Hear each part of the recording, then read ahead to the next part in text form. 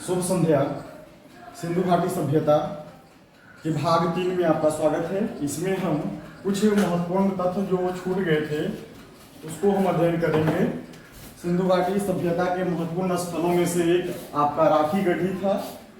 तो राखी गढ़ी ये हरियाणा के हिसार जिले में स्थित है। ध्यान रखेंगे, ऑब्जेक्टिव यहाँ से बनता है कि राखी गढ़ी कहाँ है। तो राखी गढ़ी यह हरियाणा, जो भारत की एक राज्य है हरियाणा, उसके हिसार जिले में है। और नदी पूछे तो घग्घर नदी के किनारे है। ठीक है, किस नदी के किनारे है? घग्घर नदी के किनारे आपका राखी गढ़ी है। ध्यान रखेंगे, सब ऑब्जेक्टिव है महत्वपूर्ण। राखी गढ़ी की खोज किया था सूरजभान। भारत में स्थित सबसे बड़ा कोई स्थल है तो आपका राखी गढ़ी है। और इसके अलावा ताम्र उपकरण यहाँ से प्राप्त हुए हैं। आपसे पूछते कि ताम्र उपकरण का साक्ष्य जो है कहाँ से मिला है, तो राखी गढ़ी से मिला है। ठीक है, भारत का सबसे बड़ा स्थल कौन सा है? भारत में स्थित सबसे बड़ा स्थल आपका राखी गढ़ी है। इतना पॉइंट आपको राखी गढ़ी से याद रखना है। उसके बाद आते हैं लोथल। लोथल बहुत इंपोर्टेंट है, लगभग सभी एग्जाम में इससे प्रश्न आता है। लोथल यह गुजरात के अहमदाबाद जिला में है। ठीक है, गुजरात के अहमदाबाद जिला में है। ये भी भारत में स्थित है गुजरात। खोजकर्ता इसके हैं रंगनाथ राव। खोज किया था 1957 में। नदी की बात करें तो भोगवा नदी के किनारे। ठीक है, लोथल किस नदी के किनारे है? भोगवा नदी के किनारे ये पूछता है। और जैसे राखी गढ़ी हो गया आपका घग्घर नदी के किनारे, उसी तरह से ये हो गया लोथल हो गया भोगवा नदी के किनारे। लोथ भारत भोगा, ऐसे करके याद रखेंगे। बंदरगाह, यहाँ पे बंदरगाह के साक्ष्य मिला है। बंदरगाह डाकयार्ड यानी कि बंदरगाह। और बंदरगाह में नाम याद रखेंगे गोदीबारा। ठीक है, बंदरगाह में कौन सा बंदरगाह? गोदीबारा बंदरगाह। इसके अलावा लोथल से चावल के दाने का साक्ष्य मिला है। तो पूछता है कि चावल के दाने का साक्ष्य कहाँ से मिला है? तो आपके लोथल से मिला है। इसके अलावा धान की भूसी का साक्ष्य भी यहीं से मिला है। अग्निकुंड का साक्ष्य यहीं से मिला है, लोथल से मिला है। मनके बनाने के जो कारखाने थे उसका भी साक्ष्य आपको लोथल से मिला है। 3 युगल समाधियां, समाधि समझते हैं, 3 युगल समाधियों का साक्ष्य भी आपको लोथल से मिला है। इसके अलावा कुत्ता का अवशेष ये भी लोथल से मिला है। घोड़े की मूर्ति जो थी मिट्टी की बनी थी, इसका अवशेष कहाँ से मिलता है? लोथल से मिलता है। केवल यही एक नगर था या फिर स्थल था जिसके घर के दरवाजे और खिड़कियां सड़क की ओर खुलती थी। बाकी जितने भी स्थल थे उसके घर दरवाजे या फिर खिड़कियां कहाँ खुलते थे? पिछवाड़े की ओर खुलते थे। लेकिन लोथल एक नगर है, एक स्थल है जिसकी दरवाजे और खिड़कियां कहाँ खुलती थी? तो सड़क की ओर खुलती थी। अब आते हैं बनावली। बनावली ये भी भारत में हरियाणा के हिसार जिले में है। राखी गढ़ी भी हरियाणा के हिसार जिले में है। बनावली भी यहीं पे स्थित है। नदी की बात करें तो ये आपका सरस्वती नदी के किनारे कौन सा? बनावली। मिट्टी के हल का साक्ष्य यहाँ से मिला है, बहुत इंपोर्टेंट है ये वाला। मिट्टी के हल का साक्ष्य आपका मिला है बनावली से मिला है, जिसको टेराकोटा कहा गया। पूछे कि टेराकोटा किसे कहा गया, तो मिट्टी के हल का जो साक्ष्य मिला है वो कहाँ से मिला है? बनावली से मिला है, उसको टेराकोटा कहा गया। याद रहेगा, मिट्टी के हल को बना दिया से क्या बन जाएगा? बनावली। ऐसे करके आपको याद रखना है। इसके अलावा मुहरे जो होती थी वो सिरखड़ी की बनी होती थी। मुहरे का साक्ष्य मिला है। बटखारे, लाजवर्थ, इन सब चीजों का साक्ष्य जो है आपको बनावली से मिला है। तो बनावली से ज्यादा नहीं, बस ये 2 पॉइंट ही हम याद रखेंगे। इसके बाद चहुंद्रों की बात करें तो ये पाकिस्तान के सिंध प्रांत में है। ठीक है, ये कहाँ है? तो पाकिस्तान के सिंध प्रांत में है। प्रांत यानी कि स्टेट है वहां की। वहां पे स्थित है चनहुद्रो सिंधु नदी के किनारे है। और यहाँ से जो साक्ष्य मिला है ये आपका है काजल का साक्ष्य मिला है। इसके अलावा लिपस्टिक का साक्ष्य मिला है आपको चनहुद्रो से। कंघा, पाउडर, मनके बनाने के कारखाने थे उसका भी साक्ष्य चनहुद्रो से मिला है। बिल्ली का पीछा करते हुए कुत्ते का साक्ष्य जो है कहां से मिला है? चनहुद्रो से। ठीक है, उसके पैर का निशान मिला, जिससे अनुमान लगाया जाता है कि बिल्ली का पीछा कौन कर रहा है? कुत्ता कर रहा है। इसका साक्ष्य कहाँ से मिला है? चंद्रमुद्रों से। ये वाला इंपोर्टेंट है, ध्यान रखेंगे। काजल, लिपस्टिक, पाउडर, इन सब सारी चीजों के साक्ष्य जो है चंद्रमुद्रों से मिलता है। इसके अलावा वक्राकार ईंट, ठीक है, गोलाकार टाइप की ईंट जो है, इसका साक्ष्य आपका चंद्रमुद्रों से मिलता है। एक और स्थल है कालीबंगा। कालीबंगा का अर्थ होता है काले रंग की चूड़िया। कालीबंगा का अर्थ होता है काले रंग की चूड़िया। ये आपका राजस्थान के हनुमानगढ़ जिला में है, ठीक है। प्रश्न कहीं से भी बन सकता है, कंपटीशन में तो कहीं से बन जाएगा प्रश्न, तो ध्यान रखेंगे। यह राजस्थान के हनुमानगढ़ जिला में आपका कालीबंगा है। नदी किस नदी के किनारे है? तो घग्गर नदी के किनारे है, ठीक है। एक घग्गर नदी के किनारे है। राखी गढ़ी भी आपका घग्गर नदी के किनारे है। खोज किया था इसका अमलानंद घोष, ध्यान रखेंगे। खोज किया था इसका अमलानंद घोष। जोते हुए खेत का साक्ष्य जो है कहाँ से मिला है?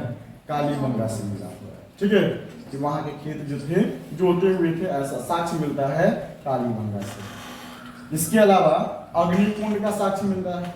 अग्निकुंड समझते हैं ना, हवन कुंड, तो हवन कुंड का साक्ष्य मिलता है आपको कालीबंगा से। याद कैसे रखेंगे? काली जी की पूजा होती थी अग्निकुंड हवन में, तो ऐसे याद रखेंगे कालीबंगा से अग्निकुंड का साक्ष्य मिला है, ठीक है। इसके अलावा यहाँ की जो घर थी यह कच्ची ईंटों की बनी थी, ये विशेषता है, ठीक है। विशेषता में आपको ये लिखना होगा, कालीबंगा की विशेषता क्या है कि यहाँ की जो घर थी वह कच्चे ईंटों की बनी थी और जो नालियां थी वह पक्की ईंटों की बनी थी। एकमात्र नगर जिसका निचला शहर भी दुर्गीकृत किया गया था। इसका निचला शहर भी क्या हुआ था? दुर्गीकृत, यानी कि उसमें भी 4 दीवारी की गई थी, चारों तरफ से बाउंड्री किया गया था। बाकी स्थल में देखते हैं कि बाकी जो ऊंचे वर्ग के लोग के लिए जो शहर था, उच्च शहर, उसमें ही 4 दीवारी मिलती है। लेकिन अपवाद में हम याद रखेंगे, इंपोर्टेंट हो जाता है अपवाद, कि एकमात्र नगर जिसका निचला शहर भी दुर्गीकृत था, यानी कि 4 दीवारी की गई थी, वो कहाँ? तो कालीबंगा में, ठीक है। इतना हम याद रखेंगे। अब चलिए आगे बढ़ते हैं इसमें। चलो देखिए, कालीबंगा से और भी याद रखिएगा, ये नहीं लिखने छूट गया था इसमें। कालीबंगा से मृण पट्टिका पर सिंहयुक्त देवता तथा गोद में बकरी लिए मानव का चित्र का साक्ष्य कहां से मिलेगा? कालीबंगा में, ठीक है। गोद में बकरी लिए मानव का चित्र, और इसके अलावा बलि प्रथा का साक्ष्य भी आपका कालीबंगा से मिलता है, ठीक है। कालीबंगा का अर्थ क्या है? काले रंग की चूड़िया। रोपर स्थल है, यह पंजाब में है।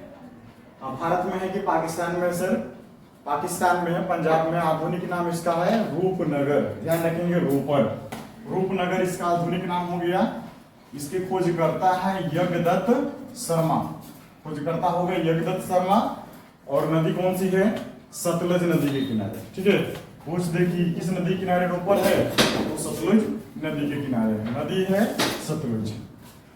साक्ष्य में बात करें तो तांबे की कुल्हाड़ी, ये इंपोर्टेंट है। तांबे की कुल्हाड़ी का साक्ष्य कहां से मिला? रोपर से मिला। मृदभांड, मृदभांड क्या होता है जी? एक बर्तन, ठीक है, मृदभांड। इसका साक्ष्य आपका रोपर से मिला है। एक छोड़ा। मुहरे भी मिली है, ध्यान रखिए। मोहरे किसकी बनी होती थी? सेलखड़ी की बनी होती थी। मनुष्य के साथ पालतू कुत्ते दफनाने के भी साक्ष्य मिले हैं। जो पालतू कुत्ता होता था उसको जो है मरने के बाद मनुष्य के साथ ही दफना दिया जाता था। चर्च के बटखारे भी मिले हैं। ये सब चीज का साक्ष्य जो है आपका रोपर देता है। आलमगीरपुर, यह जो है यूपी के मेरठ जिला, यूपी का मेरठ जिला है वर्तमान में। वहां पे एक स्थल है आलमगीरपुर, हिंडन नदी के किनारे है आलमगीरपुर। साक्ष्य में याद रखेंगे मृदभांड, खास नहीं होगा। मनके के अलावा बर्तनों पर त्रिभुज, मोर, गिलहरी, इन सब चीजों का चित्र जो है, चित्र का साक्ष्य आलमगीरपुर से मिलता है। और ये तो पता है कि सबसे पूर्वी स्थल जो है आपका आलमगीरपुर है ना, हिंडन नदी के किनारे यूपी में। फिर बात करें आगे दैमाबाद।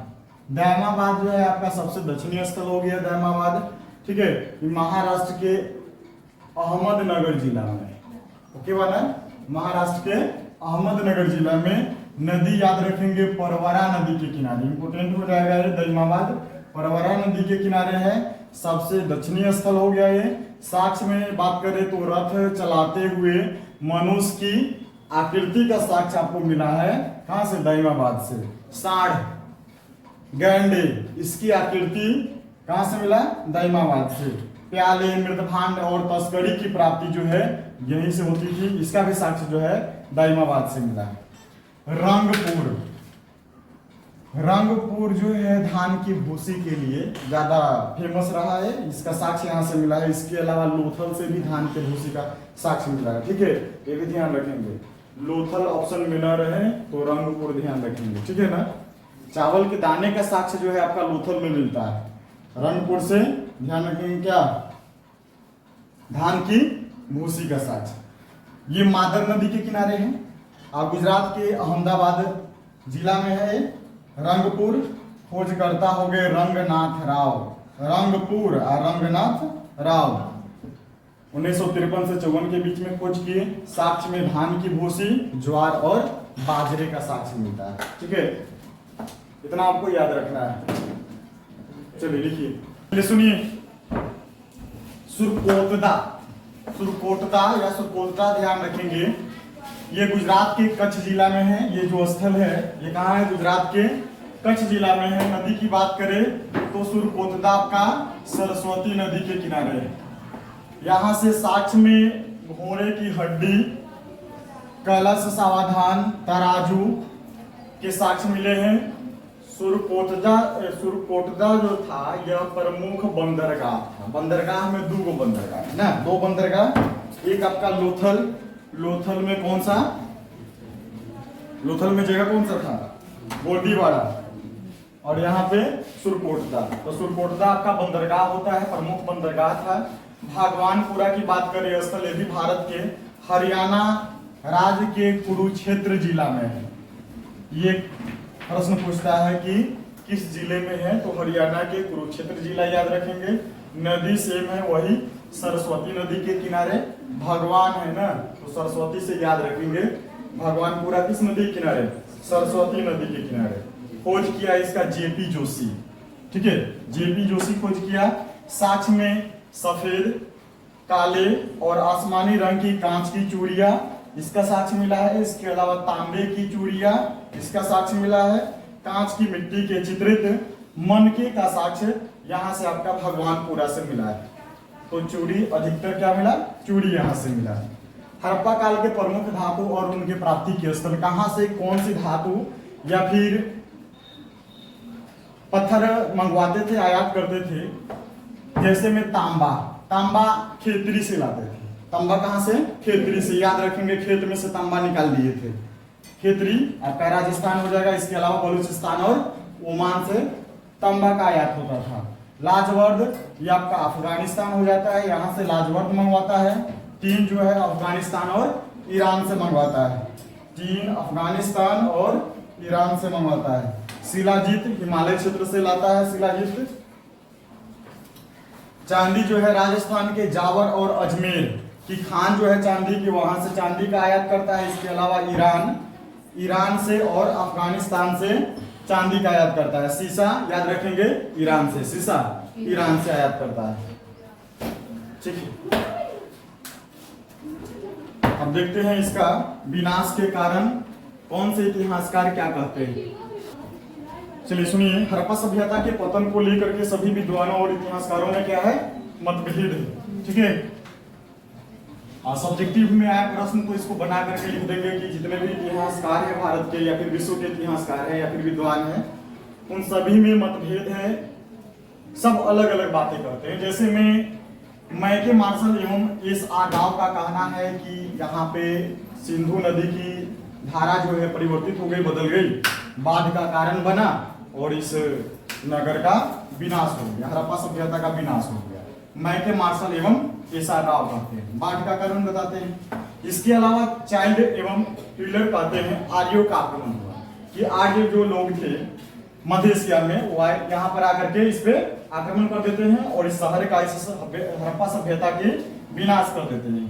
फियर सर्विस, इनका मानना है कि पारिस्थितिक असंतुलन जो है बिगड़ गया, ठीक है, और लोग यहाँ पे मरने लगे। केनेडी का मानना है कि महामारी फैल गया जिससे जो है इसका विनाश हो गया। अडेल स्टाइल और अमलानंद घोष इसको बताते हैं जलवायु परिवर्तन। यहाँ की जलवायु जो है परिवर्तित हो गई।